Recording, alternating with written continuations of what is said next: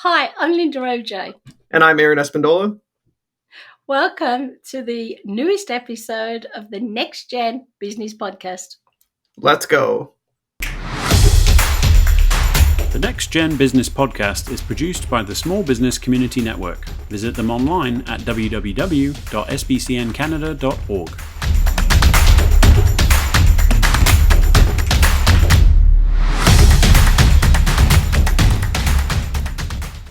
Aaron, hi, you're looking really suave and debonair. Is there a reason for this? I mean, not really. I haven't got a haircut, so I don't know if maybe maybe you're just saying it as a joke. I like it when your hair's a little bit longer. Actually, I think it suits you. So I believe we've taken a few weeks holiday from the podcast.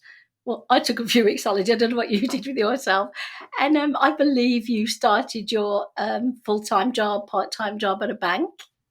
Yeah. So I started my job at the bank at BMO, and that was last Monday. So it's been like a full week of working Monday to Friday, and just getting trained. So there's a lot of things I learned about banking that I didn't know before, and some stuff that I already knew, but I just got out of practice. But the general consensus is that it is so far going good. Yay! So it's a full-time job, Monday to Friday now. Um, you're a college graduate, you own a couple of businesses, co-own, whatever. Do you find this a lot different than, obviously you're still operating your own businesses, but is it different working for someone else versus working for yourself? Or haven't you noticed yet? Yeah, so I have noticed. I have been working like I've worked for other companies before, so it's not anything that I'm not used to. I just maybe I guess having to wake up at 7:30 to go to work is something a little different. Aside from that, the duties and everything that I have to do is not too complicated, so I don't have any issues with like doing that right now. I'm also just getting trained, so there's a lot of new things that I'm learning, but thankfully it's not anything crazy hard that I can't do. I reckon they're doing it nice and slowly, so as not to shock you. For our listeners who maybe just graduating college, university, whatever, or already have, how did you get this job, Aaron? What did you do? Did you walk into the bank one day and say, "Give us a job," as they would in England? Give me a job. Well, for this one, wasn't able to do it. I know for some jobs you can probably walk in. I'm sure it's not unheard of people getting jobs by walking in. But for this one, I actually was applying through LinkedIn. They have a lot of different categories to choose from, and I wanted to go with something in finance. So then I found the opportunity to go to BMO. It's an entry level job, so it's kind of easier to get into. And the one big thing that kind of set it apart from the other jobs that I was like considering was the opportunity to grow in it. They do a lot of promoting from within the company, which is something that's really important, especially if you're getting into an area that you want to actually build a career in. It's important to kind of get with a company that will be able to give you endless possibilities of what you could do with your diploma, with your advanced diploma or your degree. And then I talked to the hiring people, and it was really good to hear that they were very supportive with their employees' growth, and they're willing to train people and have them excel in their career. So that was like one of the biggest thing about BMO that I really liked, and that's why I decided to go with BMO. Yeah. So a lot of graduates are still struggling to find work, let alone a job they really like. Um, Was it something you said in the interview, do you think? What was it about you that you think, made them say would love to offer you a job? I mean, asking the right questions or, any idea? I think for me, within the interview process, it was just how I guess open I was. A lot of people like that I am very truthful, and I tend to just say things that people would. I guess what was the word? People just value that a lot, where you're genuine, and they also like the fact that I'm born and raised in Guelph. So because they're trying to build their clientele and their presence within the community, a lot of companies will kind of lean towards people that were born in that area, just because they already kind of have a clientele base that they can kind of feed into. The one thing I would say is that if you are looking for a job and you're just posting it on LinkedIn, depending on who's in your network, you may be contacted by different companies. Just make sure you do your due diligence and research them before you get into anything. I know there's pyramid schemes out there that will try to get people that are a little bit vulnerable for money. Just make sure that you research the company when you're doing the interview. It'll save you the headache of having to deal with those companies. I don't want to like call out any companies on this platform, but just make sure you guys do your research. That's really good advice. And I think pyramids, or the word pyramids, might be illegal in Canada now. I don't know. But basically, if it's too good to be true, it's not true. And there's no way to make easy money, I don't believe. So the kind of opportunity that we don't want people to get into is where they have to, get into giving lots of money and getting people, to do the same thing, because it just causes lots of problems for everybody. So the other thing about you said, you're true to yourself, so that's being authentic. And I think you are right. The bank wants authentic, homegrown people who, in your case, live in Guelph. They want you to be authentic. They want you to be true to yourself, so they know, I think, that you'll treat your customers nice. And we've known each other now almost a year. I think it may be longer. And you've always been very honest with me and authentic with me. So I think that's a skill set that if our listeners are thinking, how do I become authentic? What do you think it is about you? You've said you're very open. What else it is about being authentic? Do you think that people should know that they are, or they're not?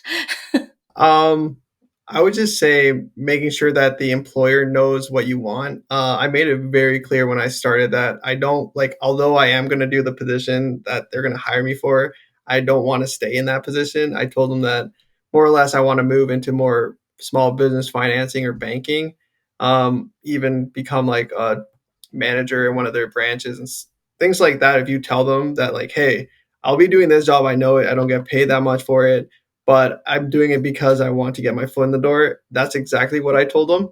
And they're kind of happy to hear that because they want to invest into employees.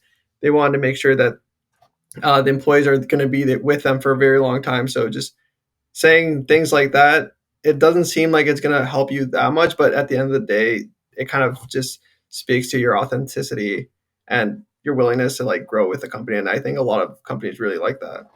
Yeah, you've got ambition, and obviously, when they're hiring somebody, as you know, it's a long process, isn't it? And time is money for the bank, yeah.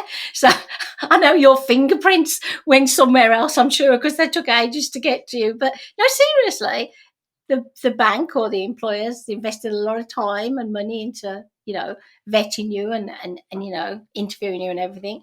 So to show you've got ambition for working with that organisation, what is it about this particular bank, about the brand in particular, that you find stands out that people recognise and you recognise as well?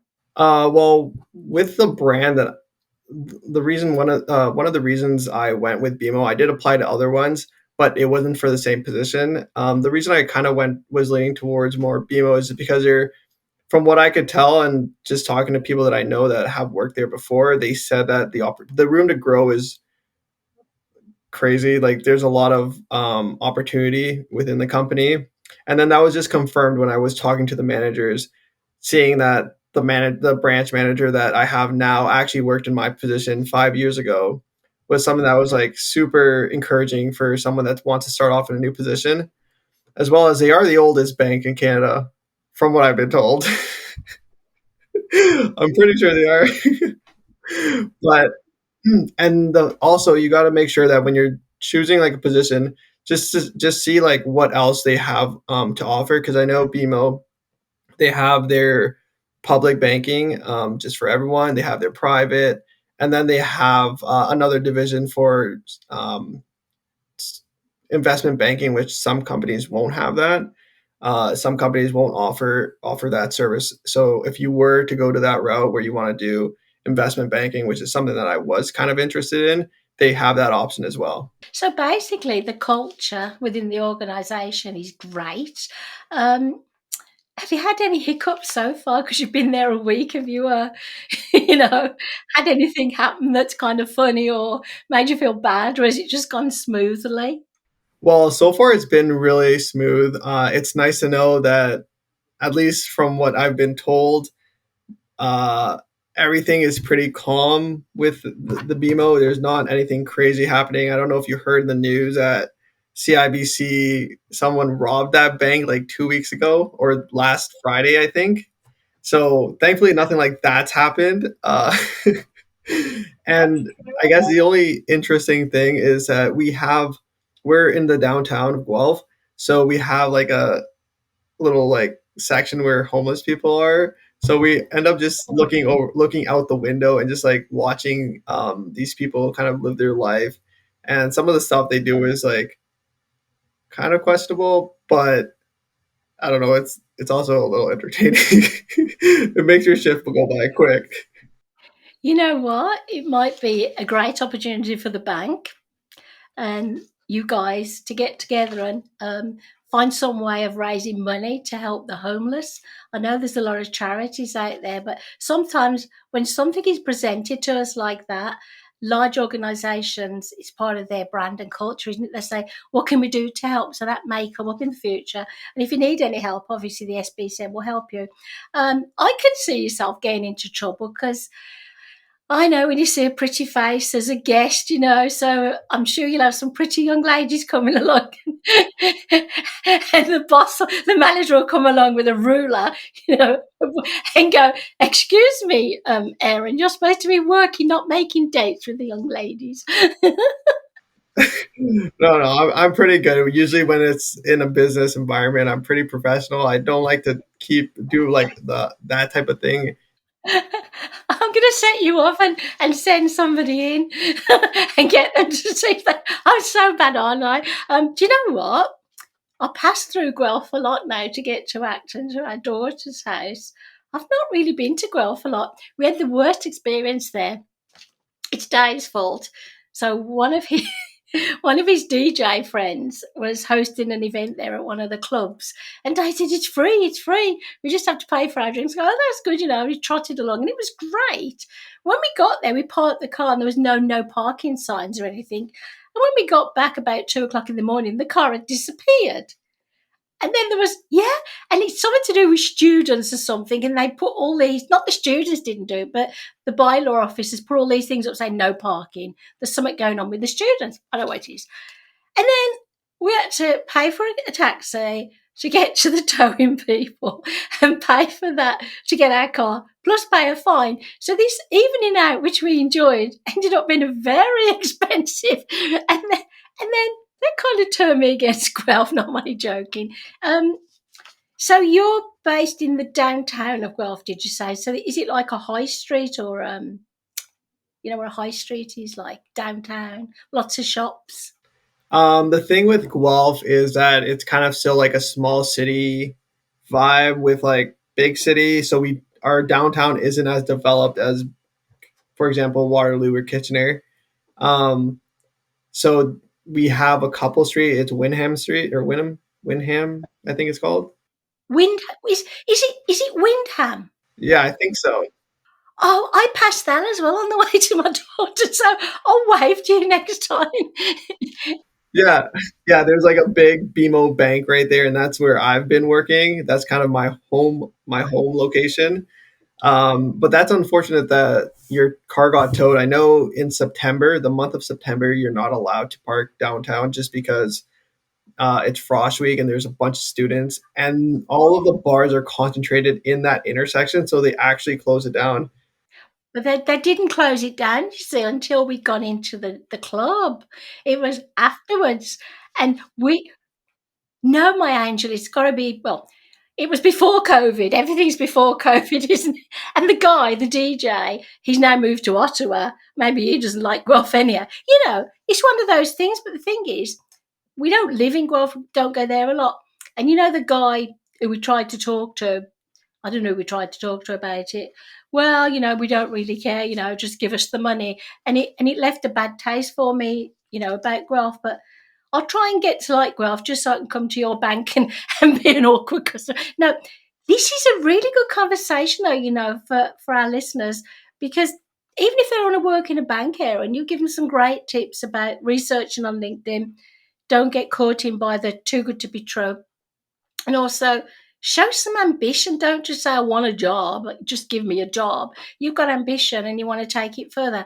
So you work from 9 to 5, is that right? Well, right now I'm getting trained. So the person that's training me, she works 9 to 3. So I have to work only 9 to 3 right now because there's no one else to train me from 3 to 5. So this last week I did 9 to 5, 9 to 3, and then this week I'm working Monday to Wednesday, 9 to 3, and then Thursday we're closed for Remembrance Day, and then I don't work Friday, just which is unfortunate because I think my trainer's in a different location.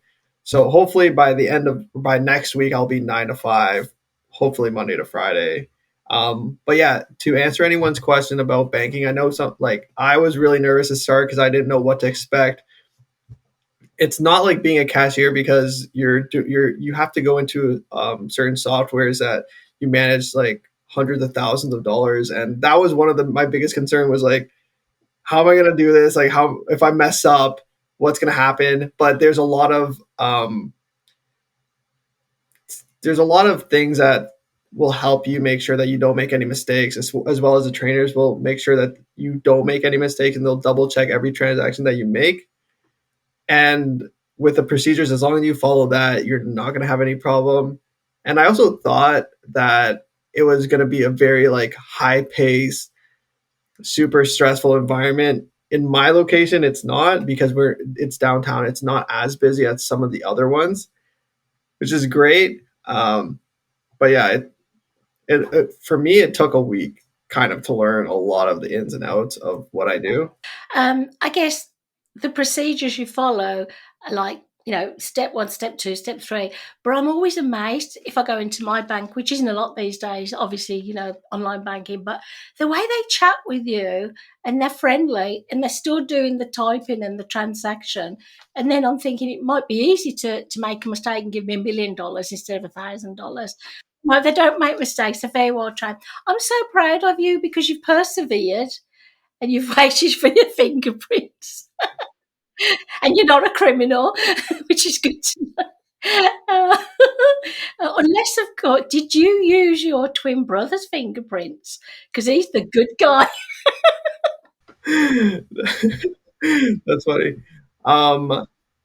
But yeah, so for the procedures and all that, the one thing too I was really worried about was that like the old school, you see the guy counting all the bills and all that stuff. A lot of it's automated. So, for example, you have machines that count the money for you. You just input the quantity of the $20, so you don't have to be like 1,020, 1,040. You don't have to do all that, which I was like worried because I'm like my quick math isn't that great. So if anyone is interested in being a banker, you don't have to have really quick math to be a banker as long as you're not doing bad things or just not competent. It's pretty straightforward. If ever your manager wants feedback from me, because I'm a very famous person, not really, I think because of COVID, the past couple of, almost like 2 years of COVID, and we've all had to be locked away and we haven't really had any interaction with people. I think it's nice that they're hiring people like you or anybody else, obviously. I'm not just set on them hiring you, but it's nice for us to see a friendly face and see a real person and not always have to do online banking. A lot of banks have, got rid of the tellers and customer service is nil. So I'm glad to know that your bank's doing well. And if it's the oldest bank, that's why, isn't it? Because one of the oldest ones, they've done a great job of serving the customers, which is what they're there for. I'm so proud of you. So words of wisdom to leave everybody with before I let you go and have a sleep so you're ready for work tomorrow. My words for wisdom would be, I was very nervous to start off. I was borderline not wanting to because I'm like, now I have to be all professional. I have to go to work and do all these things that I don't know how to do, and it'd be really stressful. Just it's in any job, no matter what it is, you're gonna have that feeling. So just try to embrace it, make the most out of your day there, and when you go to training, make sure that you take initiative to write down things that they tell you or read ahead and find out more information, and make sure that you work for a company that values you so that you don't feel like your time is being wasted as well. So I guess that would be my word of wisdom. That you get better every week. You really do. I'm sure you've been on this earth before, and you've come back as a young genius. I'm thinking some people might be too nervous to actually go because they think I'm going to make a fool of myself. That's really good advice, Aaron. It's lovely to see you again after our little break, but unfortunately, I'm going to have to say goodbye now. And it's going to be a goodbye for me as well. We apologize for not posting a video in a while. We had some stuff happening, but it's nice to be back. So make sure that you share and like this video. If you want to be a guest on our one of our episodes, just send us a message on Instagram at the Next Gen Business Podcast, and we can always schedule anyone in. And thank you for watching. Goodbye. Thanks for listening. Check us out at www.nextgenbusinesspodcast.com.